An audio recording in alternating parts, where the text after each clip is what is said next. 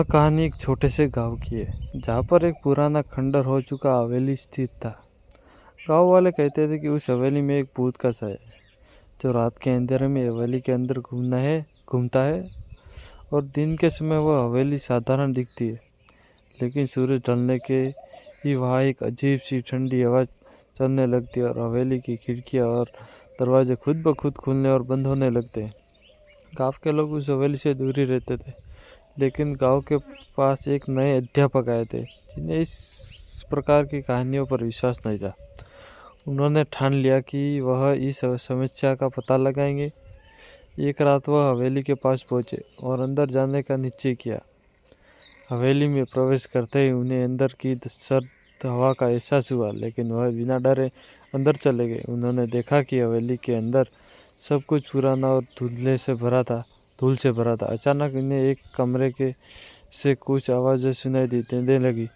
जैसे ही वह उस कमरे के पास पहुँचे, दरवाज़ा अचानक से खुल गया और अंदर से एक चमकदार रोशनी निकलने लगी।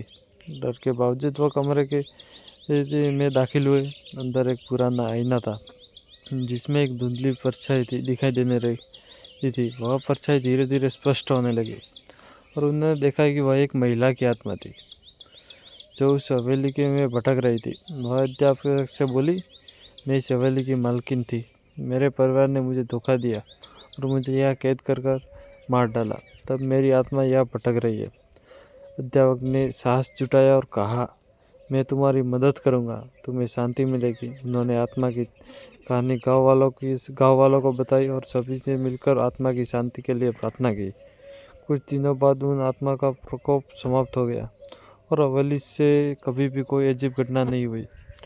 इस घटना के बाद अध्यापक ने महसूस किया कि कभी भी अनदेखे तत्वों पर विश्वास करना और उनका समाधान ढूंढना ही सही होता है। और उस दिन के बाद से गांव के लोग भी उस हवेली से डरना बंद हो गए। Thank you. जो आपको ये वीडियो पसंद आए तो लाइक ज़रूर करना।